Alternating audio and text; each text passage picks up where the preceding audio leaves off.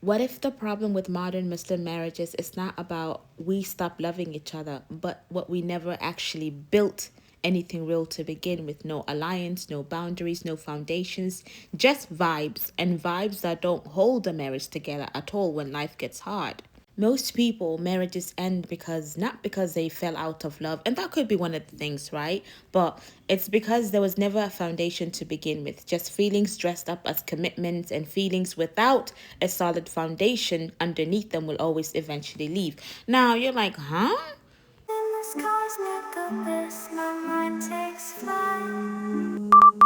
So today we're going to get personal on this channel, Just with Faith. If you haven't subscribed already, be sure to do that.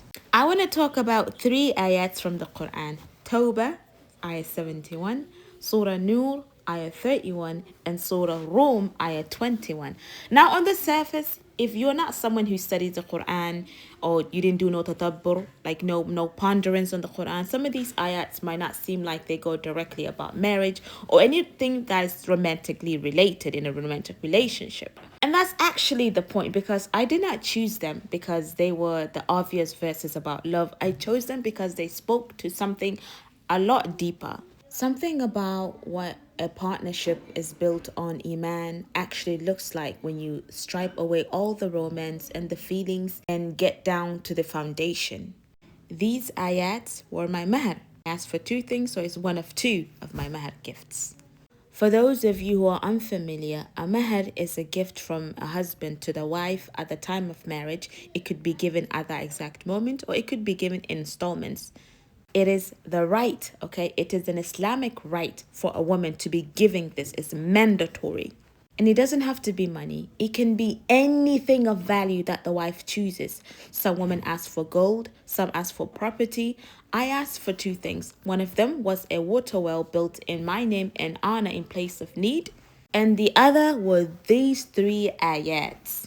Surah Tawbah, ayah 71, Surah Nur, ayah 31, and Surah Rum, ayah 21. Because I wanted to send a foundation, or to set a foundation for myself, the type of marriage that I wanted the second time around. And a reminder to myself, the kind of woman I intended to remain inside of that marriage. If you didn't know, this is my second husband, my second spouse. The first one, we're going to get into that another time. And yes, for that first one, my first marriage, I asked for a surah to be recited. It was Surah Qiyamah, but that's another story for another time. So let's unpack this and let's try to connect the dots as to, for my reasoning as to why I chose these surahs, okay? Not surahs, these ayats from these particular surahs. So for Surah Tawbah, the alliance, okay? This is chapter 9 from the Quran, ayah, verse 71. So chapter 9, verse 71. And I'm just going to read the brief translation of the ayats. I'm not going to read the Arabic text.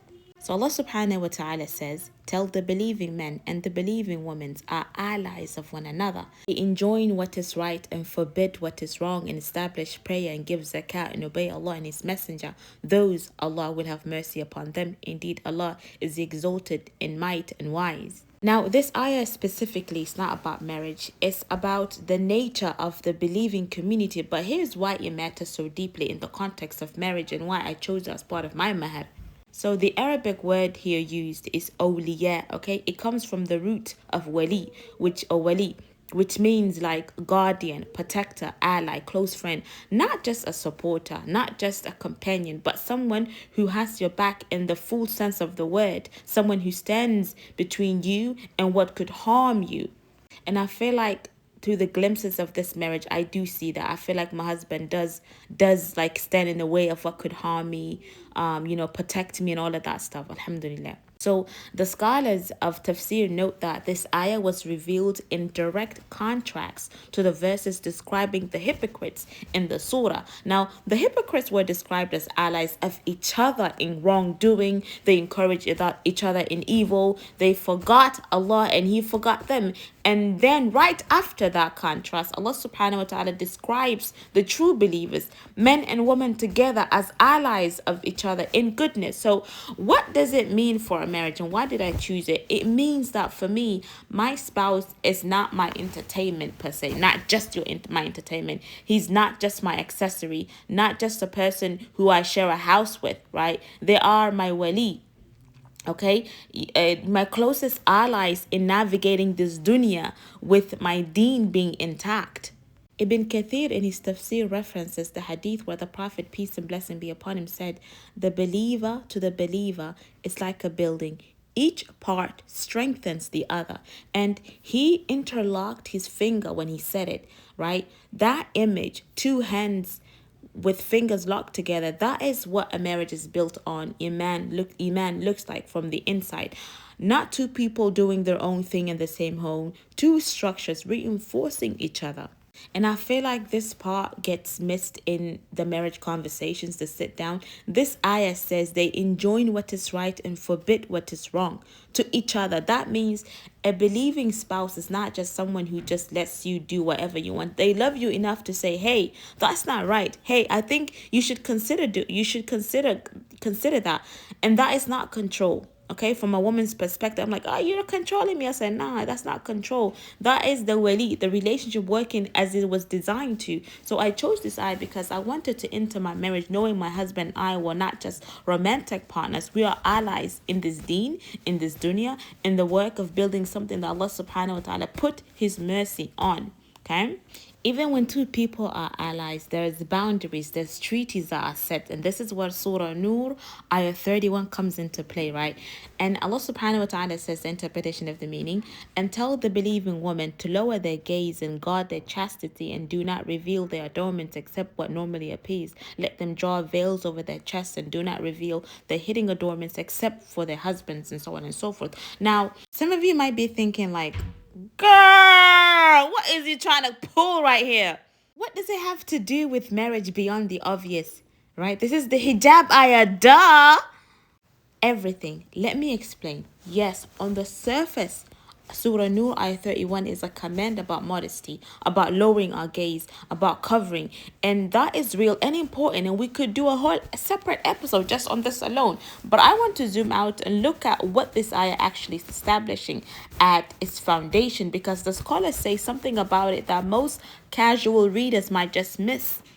Shoot, talking about modesty, especially in weddings nowadays. Ya Rabbi, Ya Rabbi. Muslims are no longer Musliming, okay? The Muslimas are galing, okay? Anyway, so Ibn Kathir in his tafsir says this command is jealousy on Allah's part over the wives of his believing servants. Read that again. Let me say that again.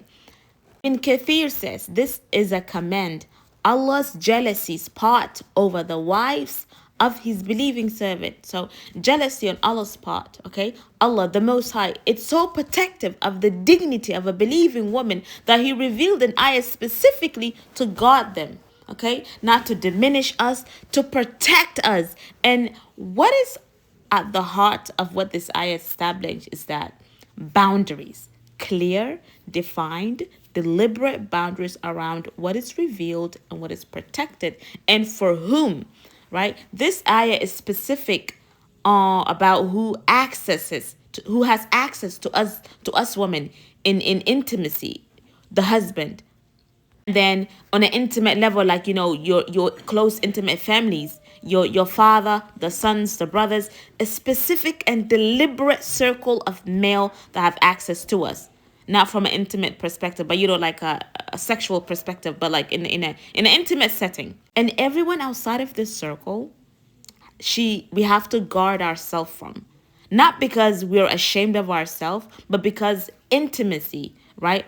Our fullness is not full public consumption. It is sacred, and what is sacred is protected. Now, bring that into a marriage, right? A marriage is built on this principle. The principle that where both partners understand that what we share with each other is not available to the outside world. Our vulnerability, our softness, our full self, that is for your partner. That is for my husband. That doesn't mean you are, invisible to everyone else. It means that, things that belong only in the home, only in the marriage, only in this sacred circle. And I want to say something about the modesty piece that goes beyond clothing, because lowering the gaze is not just about what your eyes do on the street. It's about practicing of directing your attention, your desire, your energy towards your own home, towards our own person, right? In a marriage, lowering the gaze means you're not constantly looking at what other marriages have and wishing yours was different. It means that you're not investing your emotional intimacy in people outside of your marriage. You should not have access to it. It means you guard what is yours and what is your spouse's with intention. So I was like, I need this as a reminder. As a woman, sometimes we get so wrapped up in our own world that we feel like everything revolves around us. Maybe it does, a little bit. But I chose this ayah because I wanted to enter my marriage with boundaries already established in my own heart, not rules that were imposed on me, but values that I would basically carry into this covenant, right? Because I could choose whatever I want for my Mahr, and I wanted this to be my reminder. Yes, I can open the Kutab every single time, and this wouldn't have to be my Mahr, and I'll still see it, but something about it being like, okay, this is what I chose as a gift, so I need to really, really like lock in with this one, you get me?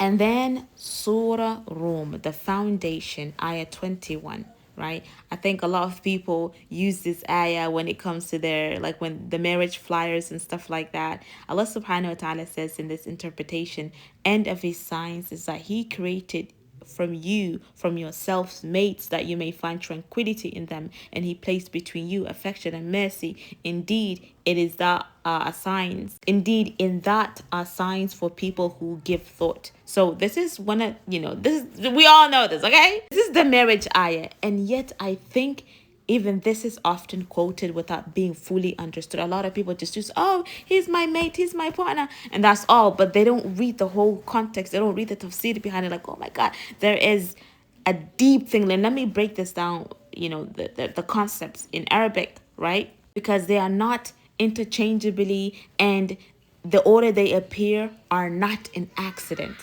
Okay, لتسكنوا إليها, sorry, لتسكنوا إليها sakina.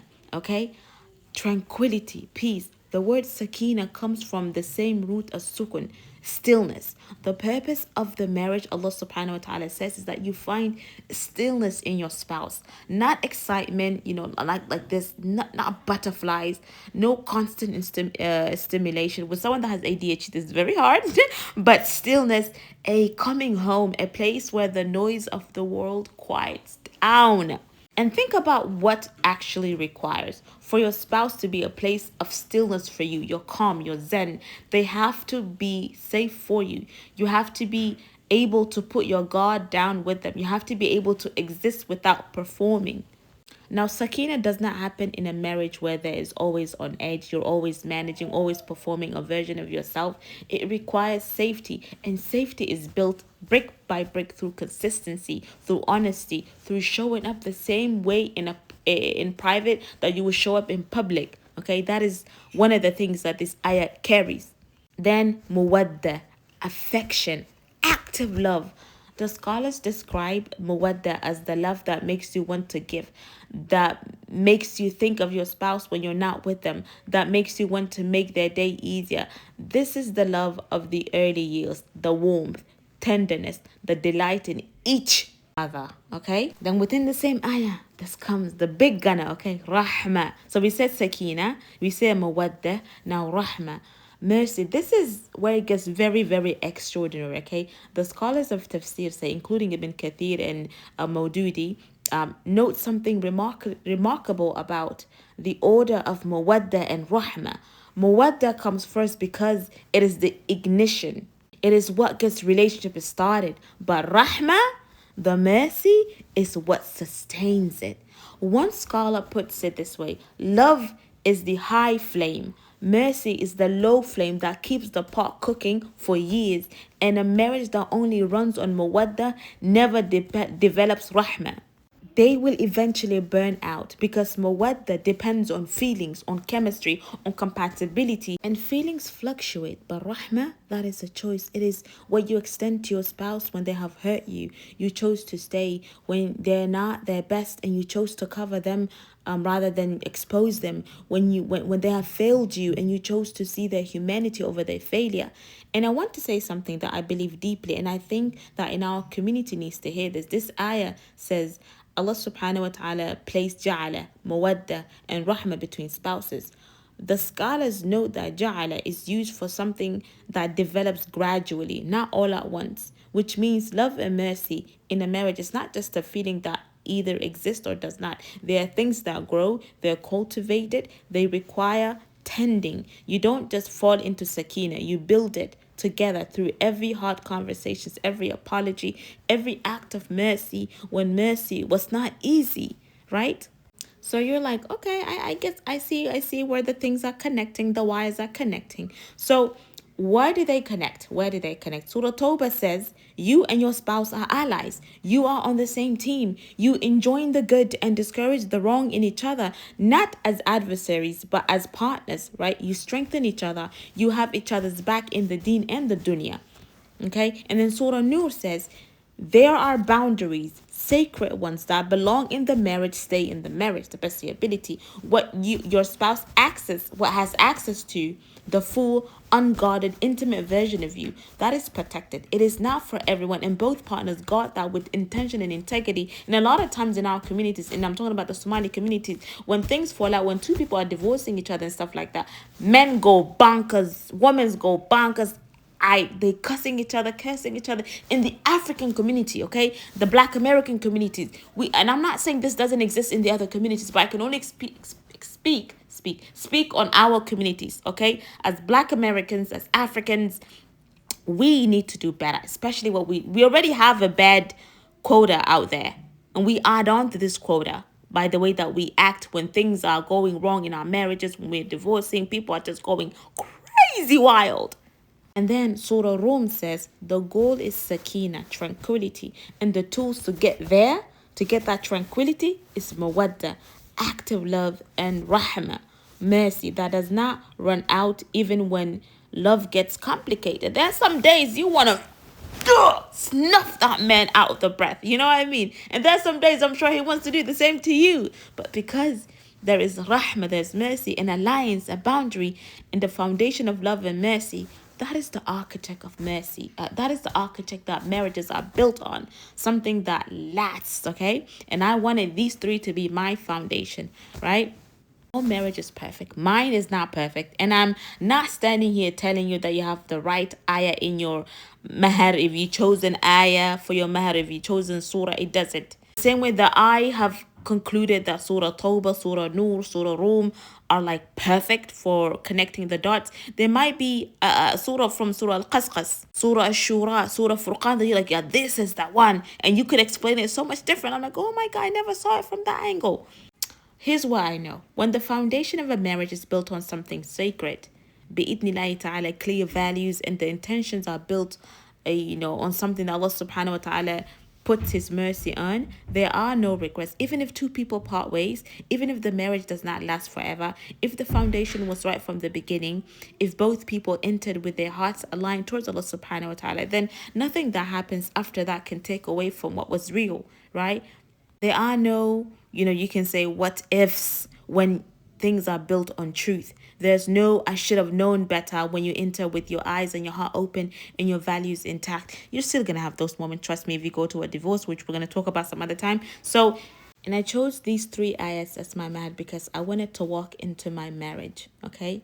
Carrying something that would remind me in the good times and in the hard times of what I was building and why. A reminder for the days when the feelings fade away, that the foundation is still there. A reminder for the days when mercy was harder to find. A reminder that my spouse is my wali, my ally, and that what we share is sacred and worth protecting. So if you're single thinking about marriage, I want you to think about what your foundation looks like before you even find the person. What are your non-negotiables, not in the personality but in deen? What kind of a wali protector do you need? what does sakina look like for you specifically? Because if you don't know the answer to those questions, you will find yourself building on sand, and sand shifts, right? If you're married, come back to these ayats, not as a test to whether your marriage measures up, but as a compass, right? Where's the alliance in your marriage? Where are the boundaries that protect what is sacred between you? And where does mercy need to be extended towards your spouse or maybe towards yourself sometimes, right? And if you are somewhere in between, if you're healing from something, rebuilding something, like you are a divorcee, know this: a foundation that was broken can be rebuilt, but it has to be rebuilt on truth, not on what you wish the other person was, on who they actually are, and whether that person can be your wali, your ally in this deen. Okay, so those were my Mahr ayahs, not because they were the most romantic verses from the Quran, but they were the most honest ones that, I feel like a marriage requires if we look deep into it, built on alliance, boundaries rooted in dignity, because we all need boundaries, and a foundation of love and mercy that grows, that is cultivated over a lifetime. So may Allah subhanahu wa ta'ala put sakina in our homes. May He put mawadda and rahmah between spouses who are building for His sakes. And may He forgive us for the ways we are falling short on these standards, because all of us have. And may He give us the grace to try again. Until next time, assalamu alaikum. Be sure to subscribe, like, comment, and share. Bye.